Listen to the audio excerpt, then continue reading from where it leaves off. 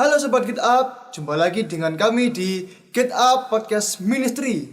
Kali ini kita akan membahas satu topik yang begitu trending ya beberapa bulan terakhir mengenai kasus jaring, di mana kita tahu melalui media sosial jaring mengatakan bahwa COVID-19 ini merupakan konspirasi elit global, atau argumen jaring lainnya yang mengatakan kacungnya WHO, atau argumen jaring lain yang mengatakan data angka kematian COVID-19 ini palsu. Nah, yang menjadi pertanyaan bagi kita adalah, boleh nggak sih kita menyampaikan argumen kita menyampaikan sindiran kita kepada pemerintah dan sebagainya? Kita sebagai orang Kristen boleh nggak sih mendukung argumen jaring dan lain sebagainya? Nah, mendengar semua pertanyaan tersebut pasti kita sudah tertarik untuk mendengarkan podcast ini ya. Dan kita tak lupa juga mengundang seorang dosen dari STT Aletheia yang bernama Pak Amos Winarto. Terima kasih Pak atas kehadirannya di sini, sudah meluangkan waktu bersama-sama dengan kami untuk membahas mengenai boleh nggak sih orang Kristen melakukan demo, boleh nggak sih orang Kristen menyampaikan pendapat atau sindiran kepada pemerintah atau suatu kelompok gitu. Sama-sama, terima kasih juga untuk kesempatan sehingga bisa bersama-sama hadir di Get Up Podcast Ministry kali ini. Oke, kalau begitu langsung saja Pak. Yang pertama, sejak kapan sih Bapak mengetahui berita ini mengenai jaring yang dipidana karena mengungkapkan pendapatnya di media sosial? Ya, kalau kita bicara soal teori konspirasi COVID-19 ya, itu sebetulnya yang namanya teori konspirasi itu ya sejak dari dulu sampai sekarang itu selalu ada ya. Karena segala sesuatu itu bisa dibuat teori konspirasinya. Ya. Katakanlah misalkan saya bisa aja membuat teori konspirasi bahwa COVID-19 itu adalah usaha makhluk luar angkasa alien untuk mendominasi atau menguasai manusia, bisa saja gitu. Jadi ya sejak awal ketika COVID-19 ini terjadi, orang-orang sudah mulai mereka aneh-aneh gitu. Ya, bukan aneh-aneh aja, semacam-macam sudah ya. Jadi kalau kalian katakanlah coba aja kalian Google aja teori konspirasi gitu ya tentang COVID-19, itu pasti akan muncul banyak macam-macam teori konspirasinya.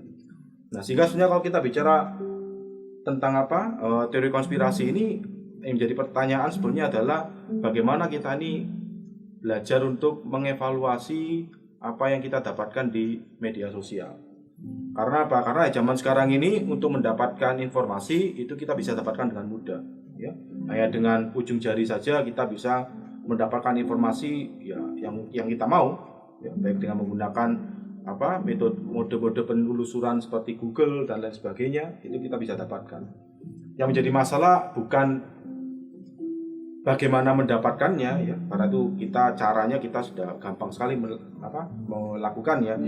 Yang jadi masalah adalah bagaimana kita memilah-milah itu, mana informasi yang bermanfaat bagi kita, mana informasi yang benar, mana informasi yang membuat kita ini bisa menjalani kehidupan kita dengan lebih baik lagi. Itu yang seharusnya kita usahakan. Karena kalau sekedar hanya mendapatkan info sebanyak-banyaknya ya ada kemungkinan kita bisa overloaded ya. Kalau overloaded itu kita bisa tambah khawatir ya. Katakanlah kalau tiap hari bangun pagi yang pertama kali kita baca adalah COVID-19, penderitanya tambah banyak ya, atau apa ya, pasti lama-kelamaan kita akan jadi khawatir.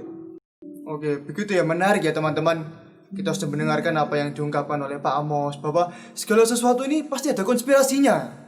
Dan itu kembali kepada diri kita masing-masing untuk memilah-milah setiap informasi yang ada.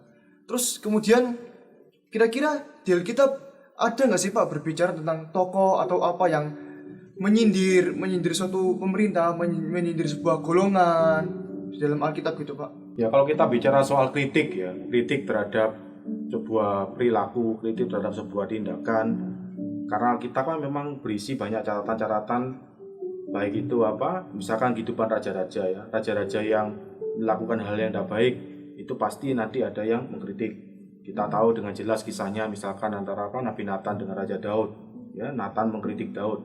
Jadi sebetulnya ketika kita bicara soal kritik, kita bicara soal menyampaikan aspirasi kita ya.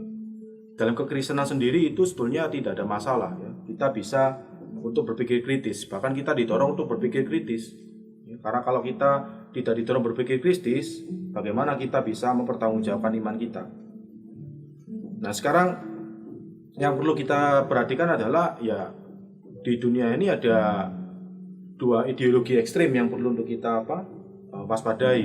Yang pertama adalah ideologi yang melarang sama sekali ya kebebasan untuk kita berpikir, melarang sama sekali kita untuk berpikir kritis ya, sehingga semuanya itu harus diam. Kalau ada yang tidak setuju atau tidak benar ya kita harus diam. Nah, ideologi seperti ini yang perlu kita hindari. Jadi iman Kristen bukan pada ideologi seperti itu, bahwa melarang untuk berpikir kritis, tidak boleh mengemukakan pendapat gitu ya, harus pokoknya nurut aja gitu, disuruh terjun ke sumur ya terjun aja begitu, bukan ya. Kita bukan ideologi yang seperti itu. Tapi ada di dunia ada ideologi seperti itu ya. Sedikit-sedikit kalau katakanlah kita tidak setuju dengan tokoh atau dengan ajaran atau dengan apa yang ada di dalam ideologi itu, nah, hukumannya pasti adalah apakah itu mati, apakah itu dianiaya, apakah itu diberangus dan sebagainya. Itu ada. Ekstrem yang kedua adalah ideologi yang semau gue ya. Saya mau ngomong apa adanya sudah, saya mau sebebas-bebasnya tanpa ada aturan sama sekali gitu ya. Dan ini menurut saya juga berbahaya ya, karena pada akhirnya tidak akan ada keteraturan, damai sejahtera dalam masyarakat. Yang ada adalah kekacauan, yang terjadilah anarki karena semua orang melakukan apa yang mereka mau.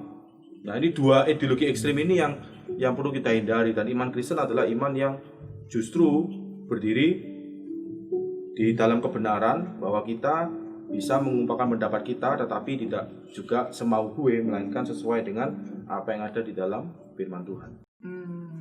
Menarik ya. Terus bagaimana kalau misalnya kita tinggal di sebuah negara yang seperti yang Pak Mas katakan ekstrim pertama, di mana pemerintahan tersebut tidak menerima kritikan, tidak menerima sindiran atau pendapat dari orang lain gitu Pak. Karena saya lihat mulai dari sejarah gereja sendiri ya Pak, Martin Luther juga melakukan sebuah demo Pak terhadap gereja yang pada waktu itu melakukan korup gitu Pak.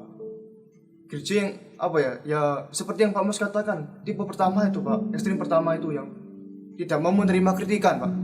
Nah terus kira-kira apa sih kira-kira Bapak bisa hubungkan nggak Pak kasusnya Jering dengan kasusnya Luther ini Pak? Apakah ada persamaan atau perbedaan gitu Pak tentang apa yang mereka perdebatkan, apa yang mereka ungkapkan gitu Pak? Ya, tidak ada hubungannya sama sekali, karena mereka hidup di zaman yang berbeda ya. Karena sekali lagi teori konspirasi itu juga bisa terjadi ketika kita jatuh kepada namanya cocokmologi ya. Semua itu dicocok-cocokkan, padahal memang tidak ada hubungannya, kenapa dihubung-hubungkan ya.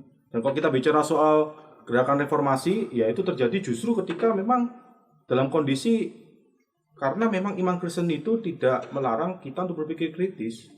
Reformasi tidak akan mungkin terjadi kalau iman Kristen itu melarang kita untuk berpikir kritis. Luther pasti akan diberangus, dibungkam dan sebagainya, dan ajaran-ajaran tidak akan bisa berkembang dan seterusnya. Jadi kondisi zaman pada saat itu justru membuktikan bahwa ya iman Kristen adalah iman Kristen yang bertumbuh ketika berpikir kritis, ketika kita mau belajar, bukannya malah sekedar tunduk dan ya manut aja. Nah, ini tidak ada hubungannya sama sekali dengan Jering, dan justru kalau kita menghubung-hubungkan malah nanti kita menimbulkan konspirasi yang berbeda nanti. Berarti kalau boleh saya simpulkan, kita sebagai orang Kristen boleh mengungkapkan aspirasi kita, boleh mengungkapkan pendapat kita, asalkan memiliki argumen yang kuat dan kita berada di tergantung tempat gitu kan Pak, tergantung tempat di mana kita berada, di negara kita berada, seperti itu.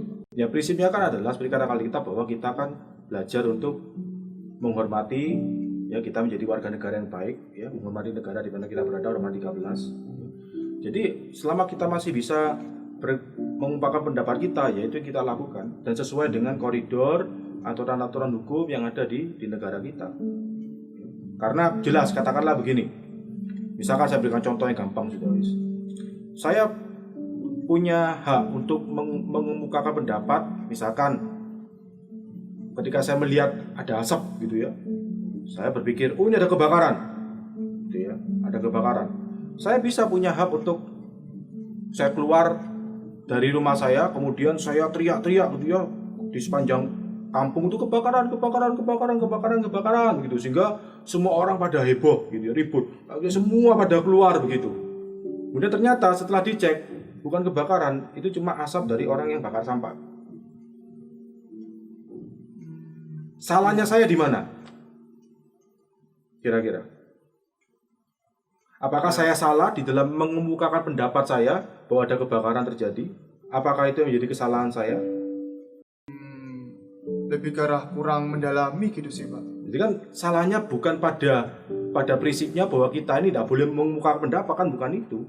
Tapi kan pada caranya, bagaimana kita ini mengemukakan pendapat. Apakah kita ini sudah sungguh-sungguh memahami apa yang mau kita katakan, ataukah kita ini sekedar ya ingin bikin heboh saja, ataukah kita ini sekedar nantinya itu akan dinilai dari situnya, bukan langsung dinilai pokoknya kamu tidak boleh mengemukakan berat, diem aja, bukan pada itunya. Karena apa? Karena sekali lagi kita bukan hidup di bawah ideologi yang melarang sama sekali kebebasan berpendapat. Kalau yang hidup di bawah ideologi itu ngomong sesuatu yang beda aja sudah langsung diberangus. Kalau ini kan bukan soal sayanya dilarang untuk ngomong ada kebakaran.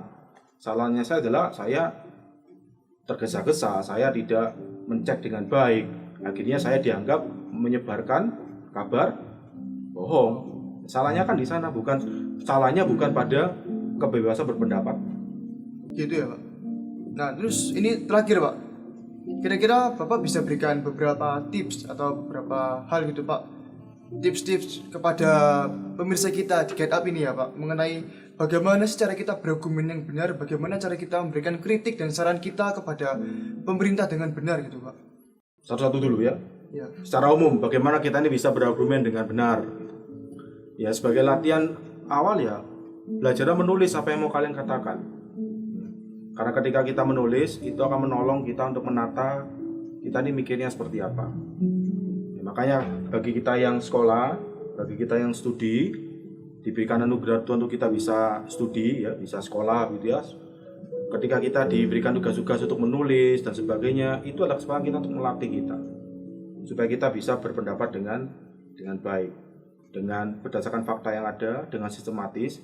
Karena kalau kita nulis, kemudian kalau kita sudah nulis, itu kan kita bisa cek lagi. Kemudian kalau kita sudah cek, ternyata kita tahu ini salah atau ini faktanya sepertinya kok belum lengkap, itu kita masih bisa cek lagi, kita masih bisa kejar lagi, kita cari lagi, kita semakin perbaiki tulisan kita. Tapi kalau kita sudah ngomong sesuatu, boleh enggak? Katakanlah saya ngomong sama Deron, kamu itu pembohong. Terus kemudian setelah saya cek itu ternyata Deron itu ternyata bukan pembohong. Bisa enggak saya berkata sama kamu, saya tarik ya ucapan saya ya? Nggak bisa. Nggak bisa, kalau sudah keluar itu ya sudah, nggak akan bisa ditarik lagi. Tapi kalau kamu nulis, ya sejauh itu tidak ditulis di media sosial ya, yang dilihat banyak orang, kamu tulis pribadi, kamu bisa perbaiki sampai akhirnya menurut kamu yang paling baik, ya itu akan menolong kita di dalam kita belajar untuk mengumumkakan pendapat kita. Ya. Jadi kenapa lidah kita ini cuma satu, ya, dan lidah kita ini dibentengi oleh dua macam benteng, ya. Benteng pertama itu gigi kita. Kan tidak mungkin orang yang punya lidah itu kan selalu mengeluarkan lidahnya, ya toh. Pasti di baliknya gigi dulu, setelah gigi baru bibir. Jadi itu artinya apa ya? Ya jangan cepat-cepat kita ini ngomong. Itu yang pertama. Kemudian yang kedua, kalau kita bicara soal kritik kepada pemerintah, ya kita kan hidup di negara Indonesia yang kita bisa mengkritik. Ya, tidak dilarang kita itu mengkritik pemerintah. Ya. Yang jadi masalah adalah kita perlu menyajikan fakta-fakta yang memang dapat dipertanggungjawabkan. Makanya kenapa saya katakan lebih baik kritik kepada pemerintah itu adalah kritik di dalam bentuk tulisan. Itu akan lebih mudah kita mempertanggungjawabkannya. Ya. Jangan sampai nanti kita jatuh pada sekedar, yang penting saya nanti minta maaf kan tidak apa-apa gitu. Tapi kalau kita sudah menulis sesuai dengan fakta-fakta yang ada, itu lebih akademis, bisa dipertanggungjawabkan, dan nantinya orang bisa, kalau tidak setuju, mereka pun juga bisa mengemukakan pendapatnya lewat tulisan atau lewat sarana-sarana yang lebih dipertanggungjawabkan. Karena kalau cuma sekedar berdebat gini, nanti kebanyakan perdebatan itu jatuhnya kepada ad hominem nantinya, menyerang pribadinya. Kamu itu siapa toh? Kamu masih belum S1 aja belum selesai. Kok berani tanya-tanya sama saya? Akhirnya kan yang diserahkan orangnya. Yang dikritisikan bukan argumennya, tapi pada orangnya. Nah, itu menurut saya kebiasaan-kebiasaan yang perlu untuk kita hindari ya. Bukannya kita ini melarang berdebat, tetapi berdebatlah yang sivil, yang menghargai satu dengan sama yang lain. Tapi pada umumnya kenyataannya seringkali perdebatan itu nanti jatuhnya pada ad hominem, dan menurut saya itu berbahaya sekali. Lebih baik kita berdebat lewat tulisan, lewat jurnal ilmiah, itu justru malah lebih bisa dipertanggungjawabkan. 2 itu saja, Pak. 2 itu aja, tapi nanti banyak yang harus dilakukan untuk 2 itu. Harus mau repot intinya. Ya, karena kalau cuma ngomong, ya, ngomong itu kan gampang ya, semua tak ya. Ngomong kan gampang, tapi melakukan kan susah. Ya. Saya bisa ngomong gini, gampang, ngomong apa-apa gampang, tapi melakukannya itu yang sulit. Oke teman-teman, menarik ya. Kembali ke pertanyaan awal, bolehkah orang Kristen berdemo? Bolehkah orang Kristen mengkritik pemerintah? Jawabannya boleh, asalkan pada konteks yang tepat. Lalu bagaimana cara kita berargumen yang benar? Yang pertama seperti yang sudah dikatakan oleh Pak Amos, belajarlah menulis ya teman-teman. Kemudian yang kedua, kumpulkan data-data yang konkret, yang benar. Oke, sekian dari kami, sekian dari podcast Get Up Ministry. Terima kasih Pak Amos. Sama-sama. Waktunya. Dan sampai jumpa dalam topik berikutnya. See you.